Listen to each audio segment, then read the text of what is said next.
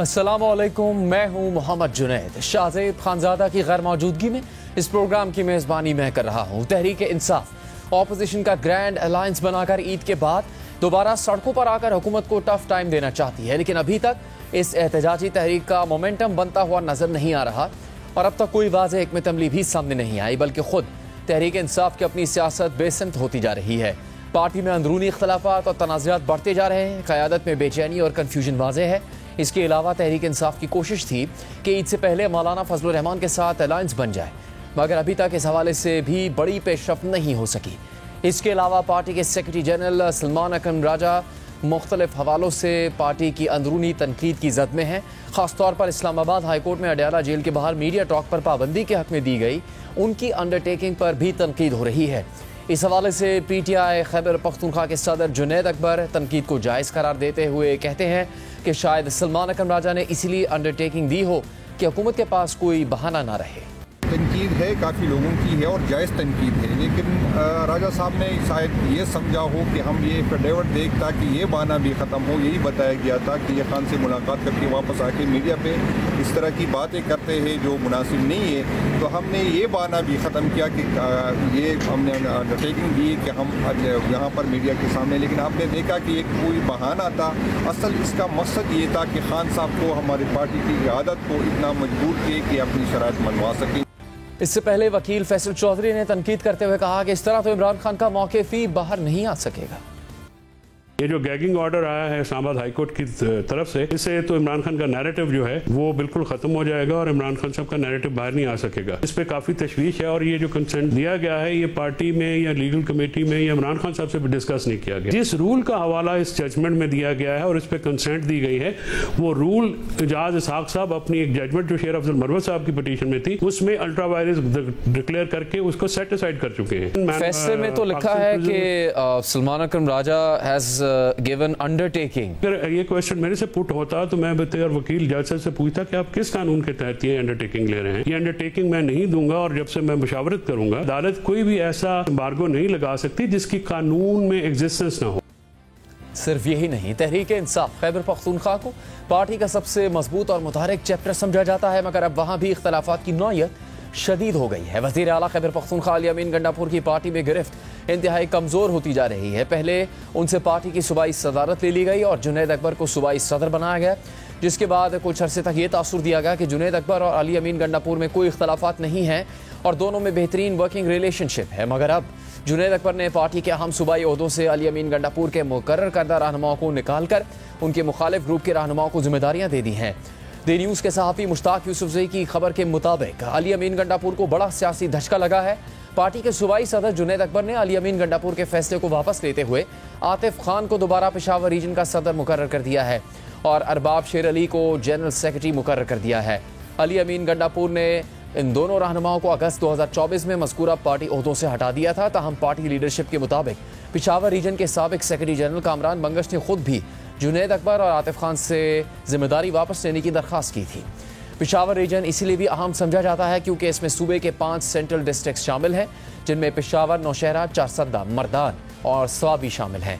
खबर के मुताबिक पार्टी के सीनियर सूबाई रहनुमाओं का कहना है कि पार्टी अब भी अंदरूनी इख्तलाफात का शिकार है, जिससे तहरीक इंसाफ और इसकी साख को शदीद नुकसान पहुँच रहा है। अली अमीन गंडापुर को उस वक्त ही सियासी धचका लगा था जब वो पार्टी की सूबाई सदारत से महरूम हो गए थे।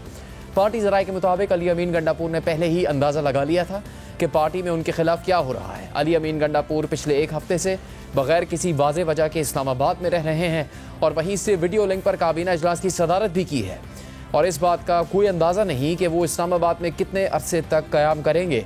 एक सीनियर पार्टी रहनुमा ने बताया कि पार्टी में यह अमूमी इत्तफ़ाक़ राय पाया जाता है कि अली अमीन गंडापुर के इस्लामाबाद में क़याम का बुनियादी मकसद कुछ पार्टी रहनुमाओं को इमरान खान से मिलने से रोकना है। खबर के मुताबिक अली अमीन गंडापुर से इस हवाले से मौक़िफ़ लेने की कोशिश की गई मगर वो दस्तयाब नहीं थे। जबकि हाल ही में पार्टी से निकाले गए शेर अफजल मरवत ने कहा है कि PTI में फॉरवर्ड ब्लॉक बनने जा रहा है। अली अमीन गंडापुर को वज़ारत आला से हटाने की कोशिश हो रही है। मेरा ख्याल है अली अमीन खान का जो अंदाज़ बयान है, जो गुफ्तगू हैं, जो उसका स्टाइल है, ये इस तरह काबिल कबूल नहीं है जिस तरह बुज़दार साहब थे या महमूद खान साहब थे। मेरा ख्याल है अगर मेरी छुट्टी न हुई होती तो अभी तक अली अमीन की छुट्टी हो चुकी होती। ये मेरे निकाले जाने ने थोड़ा सा टाइम जो है फराहम कर दिया है। मुझे नज़र आ रहा है 16 हेमिनेज दरकार हैं उनको फॉरवर्ड ब्लॉक के लिए, 11 तो PTI में ऑलरेडी जो है मुतनाज़ा है, जिनमें चंद लोग तो पहले से जा चुके हैं, तो 5 हेमिनेज इनको और दरकार होंगे और अरब तो ये लगाते हैं। सिर्फ यही नहीं, अली अमीन गंडापुर पर यह एतराज़ भी उठ रहा है कि वो अपनी ज़ाती सियासत के लिए मौलाना फजलुर रहमान पर बराह रास्त तनकीद करते हैं, जिससे पार्टी बयानी और सियासत को नुकसान पहुंच रहा है और मौलाना के साथ इत्तेहाद बनाने में मुश्किलात खड़ी हो रही हैं। कल एक बार फिर अली अमीन गंडापुर ने मौलाना फजलुर रहमान पर तनकीद करते हुए उनके तर्ज सियासत पर तंज किया। मौलाना साहब एक बहुत ही समझदार सियासतदान है, जरदारी साहब भी बहुत समझदार है, वो मौलाना साहब भी है, ये दोनों टॉप पे जा रहे हैं इस वक्त। जरदारी साहब ऐसा फिट इन करते हैं ना अपने आप को सिस्टम में कि बस अब मैं क्या बताऊं, वो कहते हैं ना वन साइज फिट ऑल, वो पॉलिटिक्स में जरदारी साहब का ये रोल है। और मौलाना साहब जो है ना with this size he can fit anywhere, और अभी तो हर हुकूमत का हिस्सा हो रहे हैं। सर ये कोई बड़ी बात तो नहीं, हमने कौन सा मौलाना साहब ऐसा कोई गिला कर लिया है, अगर वो चले गए हैं तो ठीक है, अगर किसी ने किया है तो मौलाना साहब नाम बता देना, जनरलाइज बात कर दी कि जी मुझे कमिट किया था, किसने किया था, जिनको साहब को रब्ता था उनसे वो बात कर ले। मौलाना साहब को मैं ऑफर दे चुका हूँ इमरान खान की वजह से कि मौलाना साहब जो है ना उनके साथ मुझे कोई मसला नहीं है, कोई सियासी इख्तिलाफ वाली कोई बात नहीं है। वो कहते हैं उनकी शर्तों में एक शर्त है ना कि अली अमीन से मामला हल कर लो। मैंने कहा बिल्कुल मैं तैयार हूँ हल करने के लिए, लेकिन मैं एक बड़ी बात बताता हूँ, दुनिया में सबसे जो खतरनाक चीज है वो क्या है, सबसे ताकतवर चीज लोहा, हर चीज को काटता है। लोहा से खतरनाक चीज क्या है, आग। आग से पावरफुल चीज क्या है, पानी। पानी आग को ही बुझा देता है। पानी से पावरफुल चीज क्या है, इंसान, पानी को भी पी जाता है। इंसान से क्या ताकतवर चीज है, उसकी मौत। मौत से ज्यादा ताकतवर चीज क्या है, सदका, तो मौत को भी टाल देता है। लेकिन हमारा मौत ऐसे भी है जो सदके को भी खा जाते हैं। इस पर रद्दअमल देते हुए तर्जुमान JUI असलम गौरी ने कहा कि अली अमीन गंडापुर मौलाना फजलुर रहमान के खिलाफ हर्जा सराई कर रहे हैं और तहरीक इंसाफ और JUI के दरमियान फासले बढ़ाने की साजिश कर रहे हैं। अली अमीन गंडापुर तहरीक इंसाफ के गोरबचोफ हैं।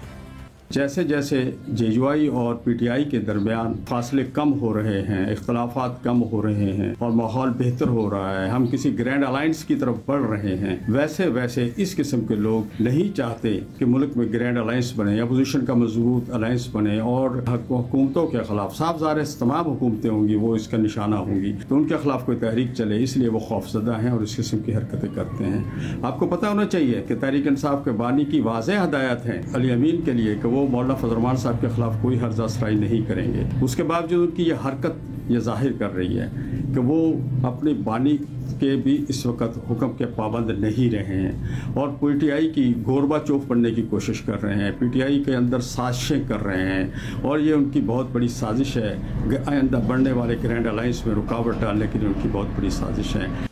इस सब के अलावा अली अमीन गंडापुर का बतौर वज़ीर आला सूबे में अमन अमान की सूरत हाल पर विफाक के साथ तनाज़ा भी बढ़ता जा रहा है। आज वज़ीर मुमलिकत बराए दाखिला तलाल चौधरी ने सूबाई हुकूमत की कारकर्दगी पर सवाल उठाते हुए कहा कि 13 साल से खैबर पख्तूनख्वा में PTI की हुकूमत है। वज़ीर आला किसी को ताना देने या बहाना बनाने से पहले अपने गिरेबान में झांकें।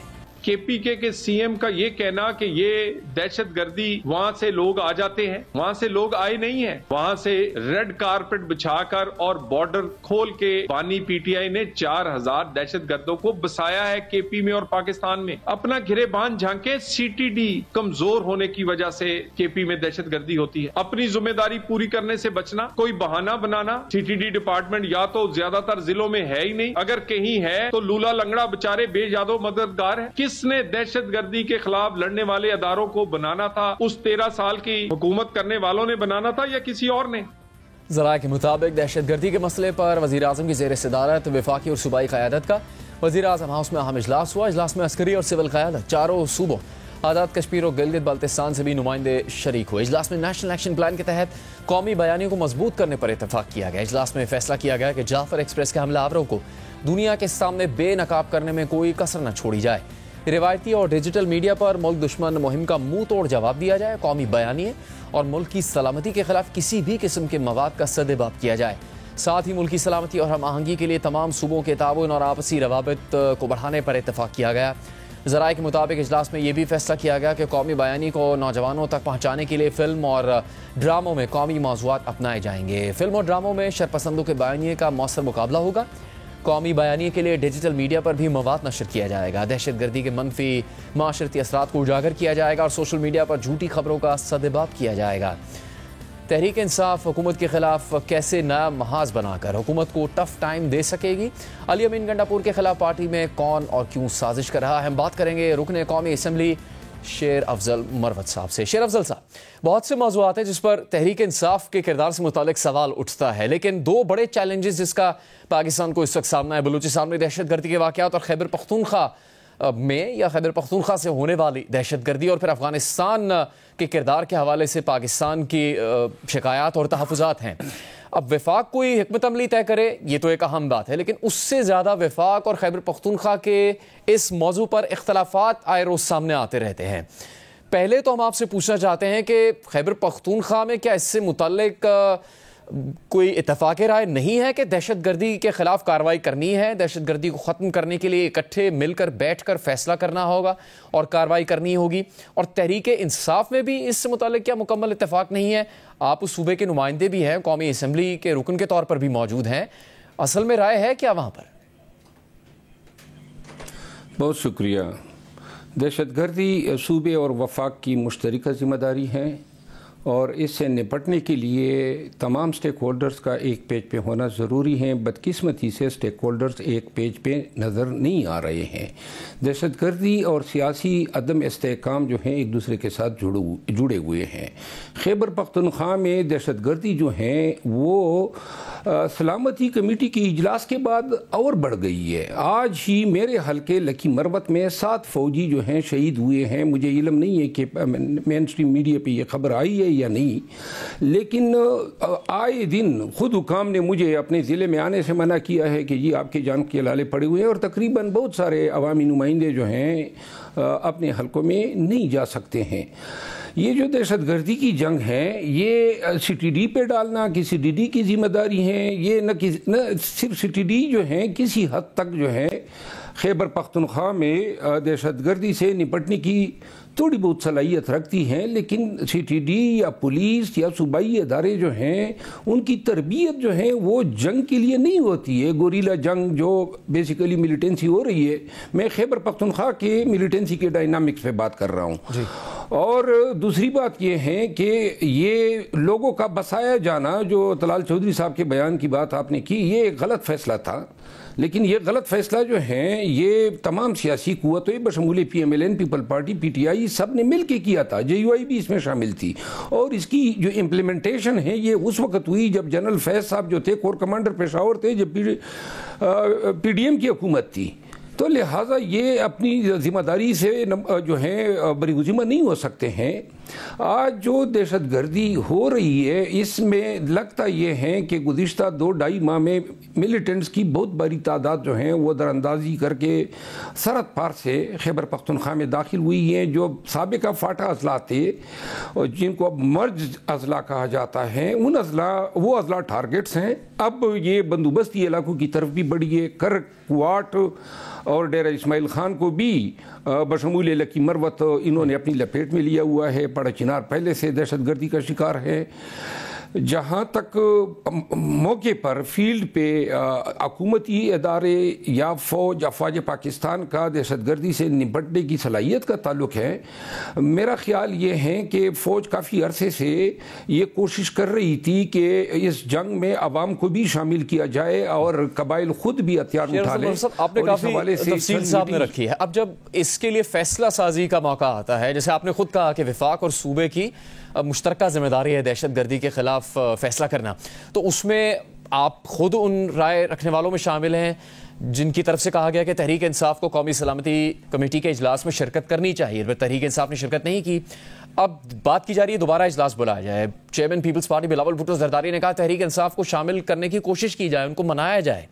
तो ये मुमकिन हो सकेगा जब तहरीक इंसाफ के अंदर इस कदर इख्तलाफात हर गुजरते दिन के साथ सामने आ रहे हैं? आपको भी पार्टी से हटा दिया गया, आप ये कह रहे हैं कि फॉरवर्ड ब्लॉक बनने जा रहे हैं तहरीक इंसाफ के अंदर, आप तो यहाँ तक कह रहे हैं कि वज़ीर आला खैबर पख्तूनख्वा तब्दील होने जा रहे हैं, सलमान अकरम राजा साहब की क़यादत पर अलग तनकीद हो रही है। ऐसे में तहरीक इंसाफ को कोई मना सकेगा या वो शामिल हो सकेगी किसी आम फैसला साजी के अमल में?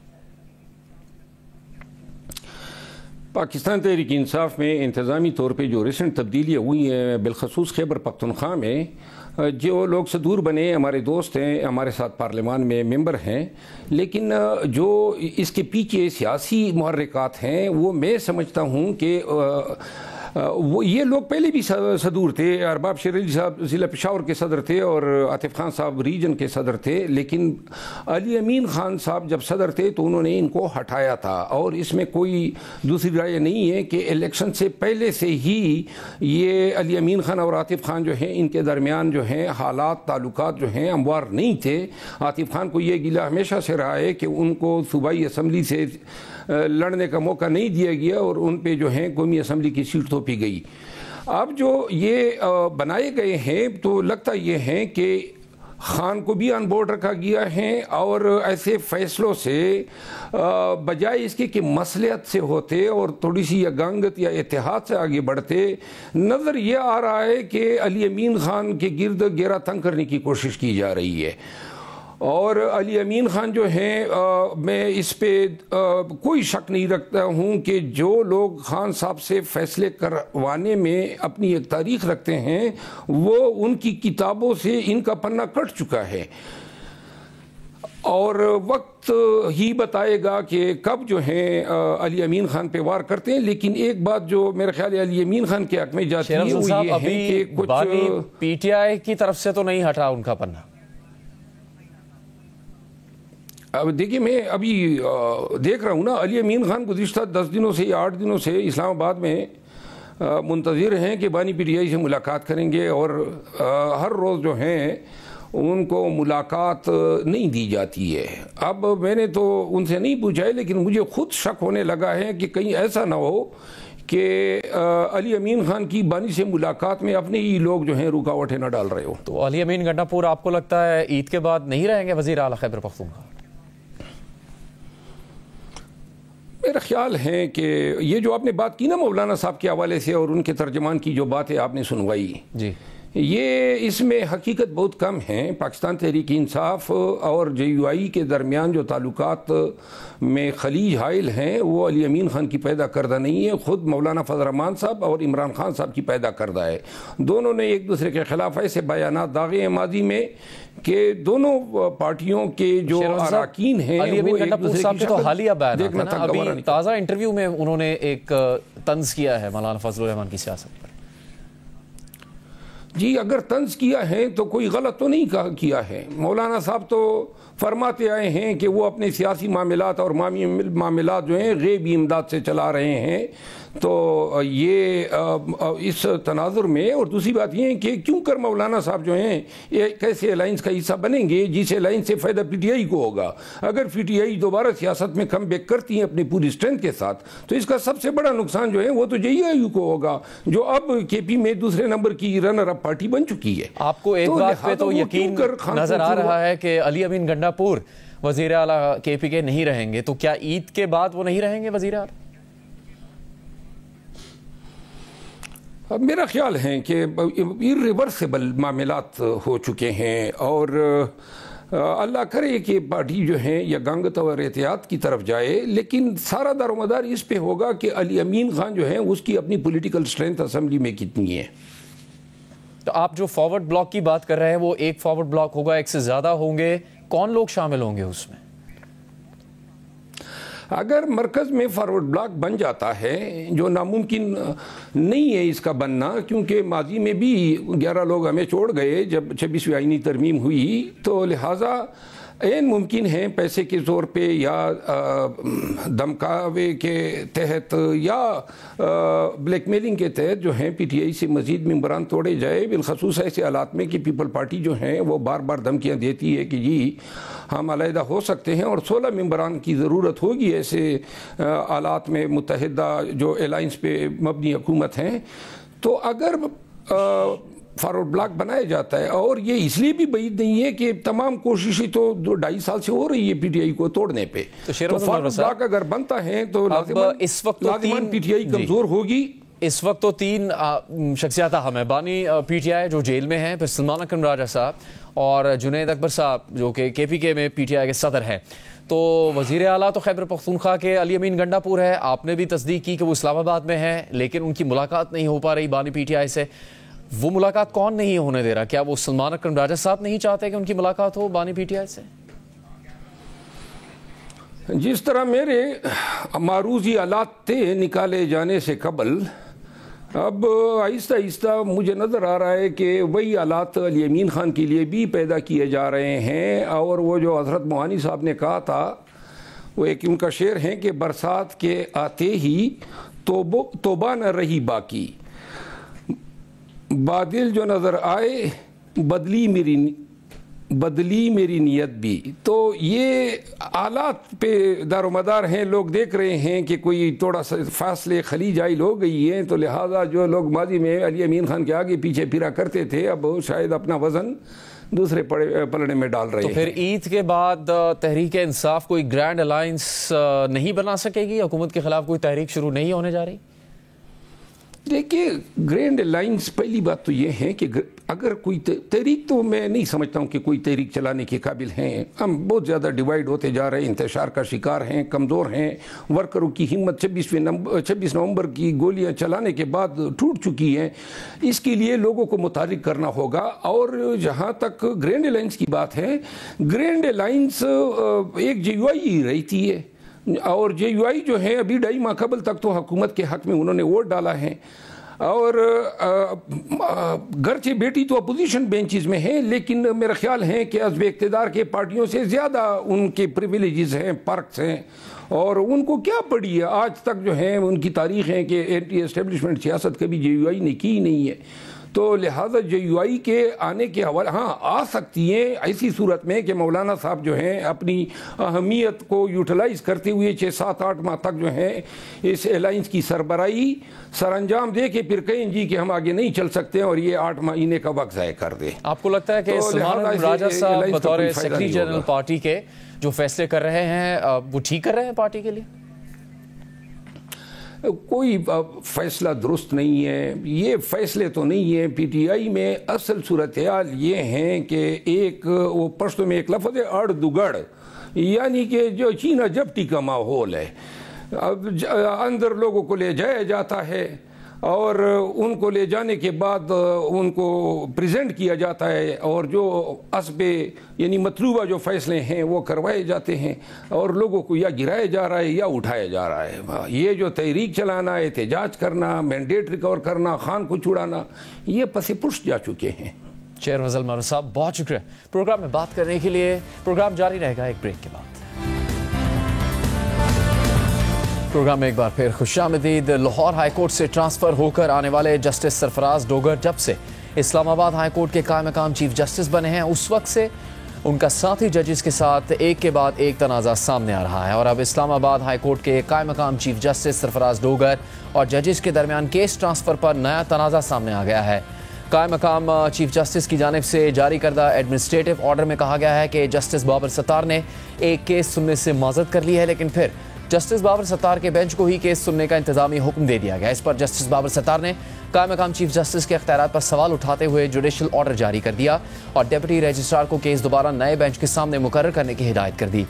तहरीरी हुक्मनामे में कहा गया है कि 14 मार्च के हुक्म के जरिए इस अदालत ने तय किया था कि इंसाफ का तकाजा ये है कि कोई दूसरा बेंच इस दरख्वास्त की समाअत करे। ताहम कायम मकाम चीफ जस्टिस की जानिब से इंतजामी तौर पर दिए गए इन रिमार्क्स के साथ वो फाइल नाकाबिल फ़हम तौर पर इस अदालत में वापस आ गई है कि केस की समाअत इसी बेंच ने करनी है। इस अदालत को केस के वापस करने में रजिस्ट्रार के दफ्तर या कायम मकाम चीफ जस्टिस के अमले से नादानिस्ता गलती हुई होगी।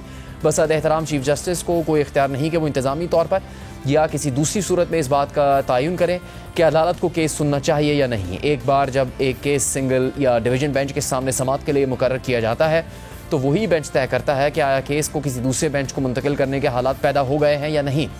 इसमें बेंच में शामिल जज का माजरत कर लेना भी शामिल है। एक बार जब बेंच में शामिल जज ये तय कर लेता है कि वो बयान करदा वजूहात की बिना पर केस सुनना पसंद नहीं करेगा तो इस अदालती हुक्म को इसे इंतजामी मामला समझते हुए चीफ जस्टिस या रजिस्ट्रार के दफ्तर की तरफ से इसमें मुदाखलत नहीं हो सकती। दस्तयाब बेंचेस के सामने फौरी और आम मुकदमात को मुकर्रर करने की जिम्मेदारी इस्लामाबाद हाईकोर्ट के इख्तियार करदा कवायद के तहत डेप्यूटी रजिस्ट्रार के दायरा कार में आती है। चीफ जस्टिस की जिम्मेदारी है कि वो डेप्यूटी रजिस्ट्रार के तैयार करदा बेंचेस के रोस्टर की मंजूरी दें। लेकिन एक बार जब रोस्टर तैयार हो जाता है और मंजूर हो जाता है तो चीफ जस्टिस का अदालत में दायर होने वाले हर केस के तयन में कोई किरदार नहीं होता। ये सिर्फ उस सूरत में हो सकता है जब एक बेंच ने किसी केस की समाअत करने के बाद राय दी हो कि इस मामले की समाअत के लिए एक बड़ा या खुसूसी बेंच तश्कील दिया जाए और इस मामले को चीफ जस्टिस के पास भेजा जाए, क्योंकि हाई कोर्ट के रूल्स के मुताबिक वो बेंचेस के रोस्टर को मंजूर करने का इख्तियार रखते हैं। मामले को चलाने का हमारा मौजूदा तर्ज अमल हाई कोर्ट के कवायद के मुताबिक नहीं है, जिसमें एक बेंच एक केस सुनने से माजरत करके मामला चीफ जस्टिस को दोबारा भेजता है ताकि केस एक अदालत से दूसरी अदालत में मुंतकिल किया जा सके।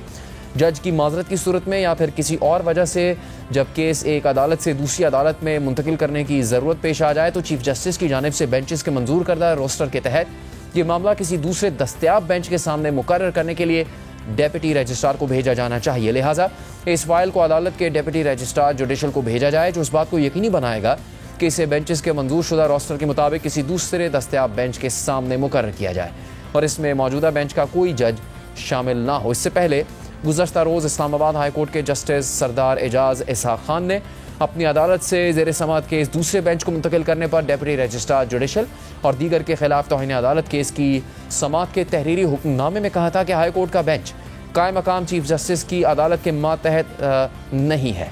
इससे पहले केस अपनी अदालत से वापस लिए जाने पर दौरान समाअत जस्टिस सरदार एजाज इसहाक खान ने सख्त रिमार्क्स देते हुए कहा था कि कॉज लिस्ट मनसूख करने की बजाय आप मेरी अदालत की बुनियादों में बारूद रखकर उड़ा देते। जबकि 6 मार्च को जस्टिस बाबर सत्तार की हिदायत पर रजिस्ट्रार इस्लामाबाद हाई कोर्ट को खत भेजा गया था, जिसमें कहा गया था कि इस्लामाबाद हाई कोर्ट में ट्रांसफ़र होकर आए स्टाफ की साइलिन से रिश्वत लेने की शिकायत आ रही हैं। कोर्ट स्टाफ साइलिन और वकला से रकम का मुतालबा करता है। हम बात करेंगे नुमाइंदा जियो न्यूज़ अवैस यूसुफजई से। अवैस यूसुफजई, पहले ख़त लिखा गया, फिर गुज़श्ता रोज़ भी एक रिमार्क्स और तफसील सामने आई और आज भी इसी तरह की सूरत हाल है जिसमें नए आने वाले जजेस और फिर स्टाफ और फिर इस वक्त जो कायम मकाम चीफ जस्टिस हैं उनसे इख्तलाफात काफ़ी ज़्यादा हद तक सामने आ गए हैं। तो इस मामले पर और कोई पेशरफ्त हुई है क्या? जी बिल्कुल, देखें मैं आपको बताऊं कि ये जो मामला है ये उस वक्त से शुरू हुआ है जब से 3 जजेस दीगर हाई कोर्ट से ट्रांसफ़र होकर इस्लामाबाद हाई कोर्ट आए हैं। जजेस के तबादले के बाद जब यहाँ पर उन्होंने चार्ज संभाला तो उससे पहले ही एक माहौल बन गया था जब 5 जजेस की जानिब से उस वक्त के चीफ जस्टिस आमिर फारूक को पहले ख़त लिखा गया था सीनियरिटी तब्दील करने के हवाले से कि सीनियरिटी तब्दील नहीं की जा सकती और फिर एक रिप्रेजेंटेशन भी भिजवाई गई थी, तो वो रिप्रेजेंटेशन मुस्तरद हो गई थी। तो ये एक बैकग्राउंड है और अब जो 2 जजेस जिनका तनाज़ा चल रहा है कायम मुकाम चीफ जस्टिस सरदार सरफराज डोगर से, ये दोनों वही जजेस हैं जिन्होंने सीनियरिटी पर एतराज़ किया था और इस ट्रांसफ़र के भी खिलाफ थे। सबसे पहले जो जस्टिस बाबर सत्तार हैं उनके सेक्रेटरी ने जस्टिस बाबर सत्तार की हिदायत पर एक ख़त लिखा था और उसमें ये बात बताई थी कि जो दीगर हाई कोर्ट से ट्रांसफ़र होकर जजेस आए हैं उनके साथ स्टाफ भी आया है और ये शिकायत आई हैं, उन तक पहुंची हैं कि जो स्टाफ ट्रांसफ़र होकर यहाँ आया है वो रिश्वत वसूल करने में मुलव्वस है। और इस बात के लिए उन्होंने कहा था कि आप CCTV फुटेज कोर्ट रूम्स के बाहर देख सकते हैं। इस पर कायम मुकाम चीफ जस्टिस ने एक इंक्वायरी भी ऑर्डर की थी, इंक्वायरी कमेटी भी बना दी गई थी, 3 दिन में रिपोर्ट मांगी गई थी लेकिन अभी तक वो रिपोर्ट तो सामने नहीं आई। लेकिन उसके बाद 2 वाक़यात ऐसे हुए कि जो मिशाल यूसुफजई हैं PTI की रहनुमा और वकील, उनकी एक दरख्वास्त थी बानी PTI से जेल में मुलाकात के लिए और वो मुलाकात नहीं हो रही थी, तो एक तौहीनी अदालत की दरख्वास्त जस्टिस सरदार एजाज इसहाक खान सुन रहे थे। इसी दौरान एक डेवलपमेंट हुई, जेल सुप्रिटेंडेंट की जानिब से एक दरख्वास्त दायर की गई कि तमाम जो केसेस हैं बानी PTI से मुलाकात से मुतालिक उनको क्लब करके एक ही लार्जर बेंच बनाया जाए और उसमें सुना जाए। तो कायम मुकाम चीफ जस्टिस ने जो दीगर फरीकैन हैं उनको नोटिस किए बगैर एक ऑर्डर जारी किया था और तमाम केसेस क्लब कर दिए थे और उसमें 30 दरखास्तें जो थीं उनको निपटाते हुए रिलीफ ज़रूर दिया था, क्योंकि जो वो मांग रहे थे बानी PTI से मुलाकात के लिए पटिशनर्स, वो उनको रिलीफ दे दिया गया। जो मुलाकात का एक दिन ख़त्म किया गया था वो मुलाकात का दिन बहाल किया गया। लेकिन जस्टिस सरदार एजाज इसहाक खान ने इस पर सवालात उठाए थे और कंटेम्प्ट की प्रोसीडिंग शुरू कर दी थी डिप्टी रजिस्ट्रार जुडिशल के खिलाफ कि उनकी अदालत से केस उनकी मर्जी के बगैर कैसे ट्रांसफर हुआ। और ये जो मामला है अभी जस्टिस सरदार एजाज इसहाक खान की कोर्ट में ज़ेर समात है। उन्होंने डिप्टी रजिस्ट्रार जुडिशल को हिदायत कर रखी है कि वो रूल्स देखकर बताएं कि ऐसा मुमकिन है या नहीं, क्या चीफ जस्टिस के पास ये पावर है भी या नहीं। तो अभी ये मामला चल ही रहा था कि ये दूसरी चीज़ सामने आई है। एक केस में जस्टिस बाबर सत्तार ने माजरत की थी केस सुनने से और फाइल वापस भिजवा दी थी 14 मार्च को, लेकिन इसमें दिलचस्प मोड़ ये आया कि ये फाइल जब वापस भिजवाई गई तो नए बेंच में फिक्स होने की बजाय वापस इसी बेंच में आ गई और 27 तारीख को फिक्स भी हो गई।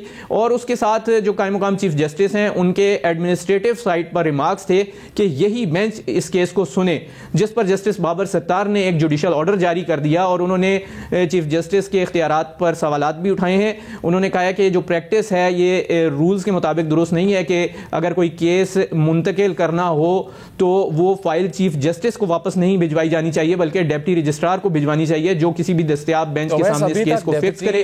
रजिस्ट्रार के ऑफिस से या चीफ जस्टिस कायम मकाम चीफ जस्टिस के ऑफिस से कोई इकदाम नहीं किया गया है इसके बाद अभी तक?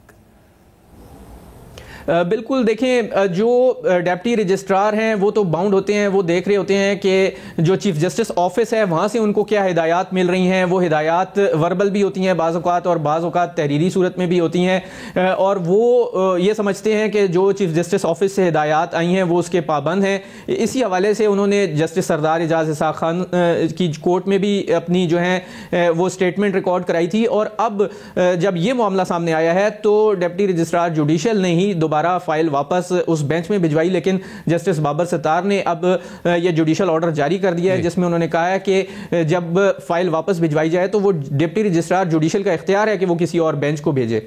आपको बहुत शुक्रिया। अमेरिका में डोनाल्ड ट्रंप के सदर बनने के बाद ऐसे इकदाम किए जा रहे हैं जिसकी वजह से पूरी दुनिया में तशवीश की लहर दौड़ गई है। क्या हो रहा है अमेरिका में, आपको बताएंगे एक ब्रेक के बाद। प्रोग्राम में एक बार फिर खुशामदीद। बड़े पैमाने पर गैर कानूनी तारकीन वतन की मुल्क बदरी के वादे से शुरू होने वाली अमेरिका में ट्रंप इंतजामिया की सख्त इमिग्रेशन पॉलिसी अब अमेरिका दाखिल होने वाले कानूनी इमिग्रेंट्स और टूरिस्ट तक पहुँच गई है। इस अमल से बाकी दुनिया समेत अमेरिका के अहम यूरोपीय इत्तेहादी ममालिक के शहरी भी महफूज नहीं हैं, क्रैकडाउन का शिकार हो रहे हैं। गैर कानूनी तारकीन वतन से मुतालिक अमरीकी सदर ट्रंप सख्त मौक़िफ़ रखते हैं और ऐसे अफराद को अमरीका से निकालना उनकी इंतखाबी मुहिम का एक अहम हिस्सा रहा है।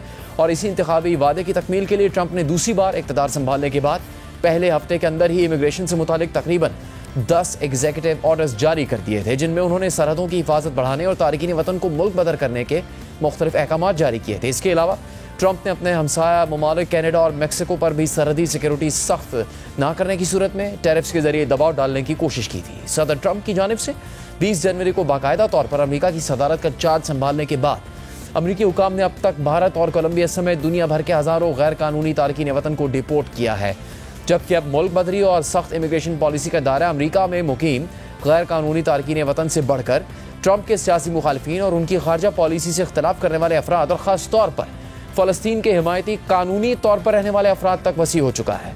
सदर ट्रंप और ख़ास तौर पर अमरीकी वज़ीर ख़ारजा मार्को रूबियो ने फ़लस्तीन के हामी मुजाहिरीन को मुल्क बदर करने का वादा कर रखा है और वो इन मुजाहिरीन पर हमास की हिमायत करने, अमरीकी खारजा पॉलिसी में रुकावटें डालने और एंटी सेमिटिज़म यानी यहूदियों की मुखालफत का इल्ज़ाम आयद करते हैं। इसके बाद से अमरीका में फ़लस्तीन की हिमायत करने वाले तलबा के ख़िलाफ़ क्रैकडाउन का एक ना ख़त्म होने वाला सिलसिला शुरू हो चुका है। इससे पहले बाइडन दौर में भी फ़लस्तीन की हिमायत में मुजाहरा करने पर कई तलबा के ख़िलाफ़ कार्रवाइयाँ की गई थी और गिरफ्तारियाँ सामने आई थी, मगर ट्रंप इंतज़ामिया गिरफ्तार करके उनके वीज़े मनसूख करके उन्हें डिपोर्ट कर रही है। और अमरीकी वज़ीर ख़ारजा मार्को रूबियो का कहना है कि उन्होंने अब तक 300 से ज़्यादा ऐसे अफराद के वीज़ा मनसूख कर दिए हैं।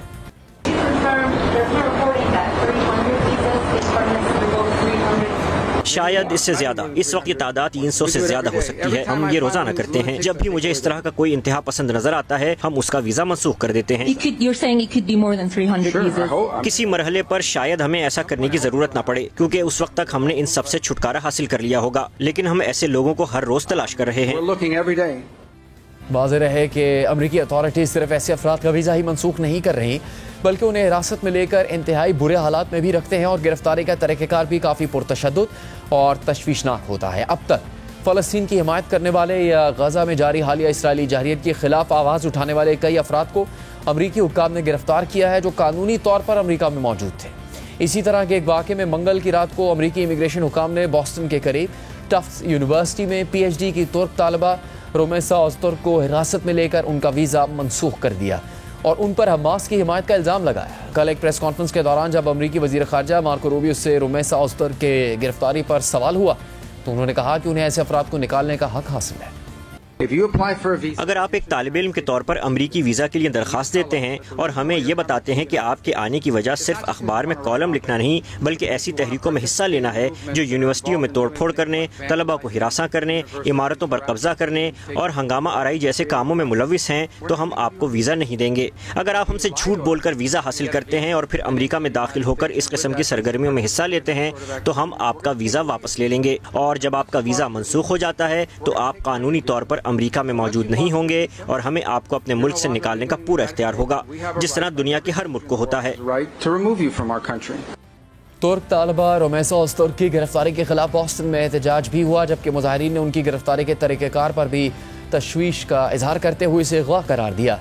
30 साला रोमेसा ओज़तुर्क को मंगल की शाम उस वक्त गिरफ्तार किया गया जब वो घर से इफ्तार के लिए अपने दोस्तों के पास जा रही थीं और इस गिरफ्तारी की सोशल मीडिया पर वायरल CCTV वीडियो में देखा जा सकता है कि सादा कपड़ों में मलबूस कई नकाबपोश एहलकार रोमेसा ओज़तुर्क को अचानक से घेर लेते हैं और एक शख्स उनकी कलाई पकड़ता है। फिर वो अफराद रोमेसा को हथकड़ी लगाकर एक नामालूम गाड़ी की तरफ ले जाते हैं जबकि अल जज़ीरा के मुताबिक रोमेसा ओज़तुर्क की गिरफ्तारी के बाद उनके वकील ने मंगल की रात एक दरख्वास्त दायर की जिसमें दावा किया गया कि उन्हें गैर कानूनी तौर पर हिरासत में लिया गया है।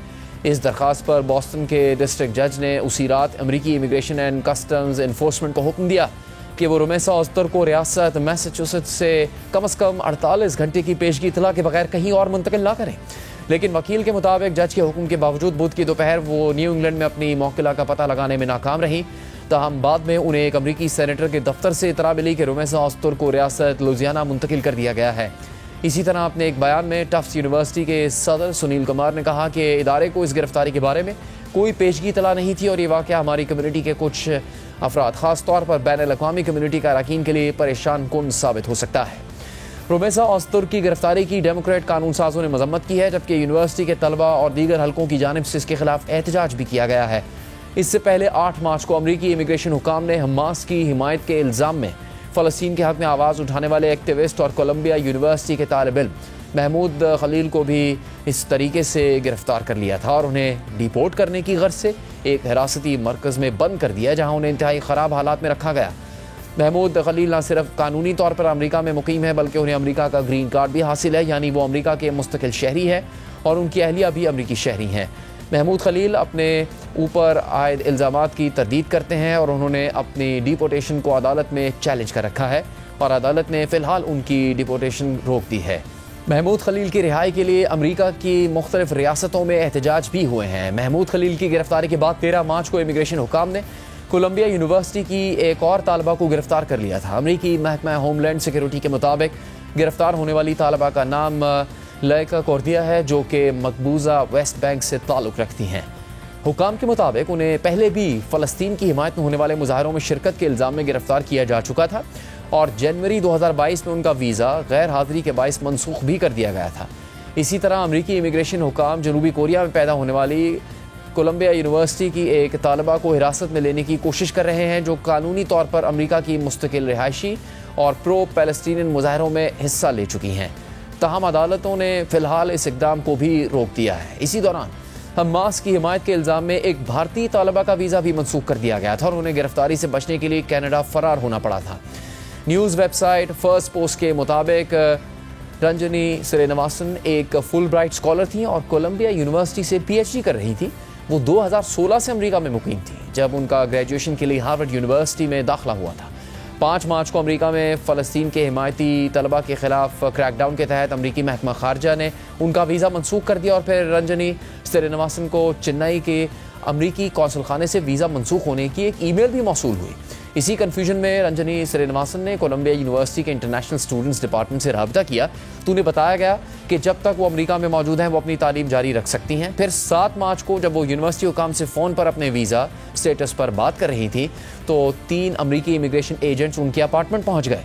जो कि कोलंबिया यूनिवर्सिटी के कैंपस से बाहर वाक़ था। तमाम रंजनी की रूममेट ने दरवाज़ा खोलने से इनकार कर दिया और एजेंट्स से बाहर ही बात की। उसके बाद ये एजेंट्स अगली रात को दोबारा वापस आए, लेकिन रंजनी उस वक्त वहाँ मौजूद नहीं थी और उन्होंने अपनी रिहाइश छोड़ देने का फैसला कर लिया था। उसके बाद रंजनी श्रीनिवासन को कोलंबिया यूनिवर्सिटी से एक ईमेल मौसूल हुई जिसमें बताया गया कि महकमा होमलैंड सिक्योरिटी ने यूनिवर्सिटी को उनके मनसूख शुदा वीज़ा के बारे में आगाह कर दिया है और इस वजह से यूनिवर्सिटी ने उनका दाखिला भी मनसूख कर दिया है। 13 मार्च को इमिग्रेशन एजेंट्स एक बार फिर रंजनी श्रीनिवासन के दरवाजे पर पहुंचे और इस बार उनके पास मुबैना तौर पर अदालती वारंट भी मौजूद था। तहम उस वक्त तक वो अमेरिका छोड़ चुकी थी क्योंकि एजेंट्स के आने से पहले ही खौफजदा रंजनी श्रीनिवासन ने जल्दी में अपना सामान बांधा और अपनी बिल्ली एक दोस्त के पास छोड़कर अमेरिकी custom and border protection services की ऐप का इस्तेमाल करते हुए ख़ुद को सेल्फ डिपोर्ट करने का अमल मुकम्मल किया और लगाडिया एयरपोर्ट से एक परवाज़ में सवार होकर कनाडा चली गईं। उनके अमेरिका से फरार होने के बाद अमेरिकी महकमा होमलैंड सिक्योरिटी की सरबराह क्रिस्टी नॉम ने एयरपोर्ट की सर्वेलेंस वीडियो एक्स पर पोस्ट की जिसमें रंजनी को अपने सूटकेस के साथ जाते हुए देखा जा सकता है। इसी पोस्ट में उन्होंने रंजनी पर दहशतगर्दों की हमदर्द होने का इल्ज़ाम लगाया।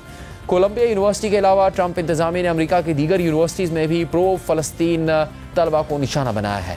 गुज़श्ता दिनों जॉर्ज टाउन यूनिवर्सिटी में रिसर्च फेलो और भारतीय शहरी बदर खान सूरी को भी अमरीकी हुकाम ने इसी तरह के इल्ज़ाम पर डिपोर्ट करने के लिए हिरासत में ले लिया था। बदर खान सूरी 2023 में तालीम की गर्ज से अमरीका गए थे। उनकी अहलिया का ताल्लुक फ़लस्तीन से है।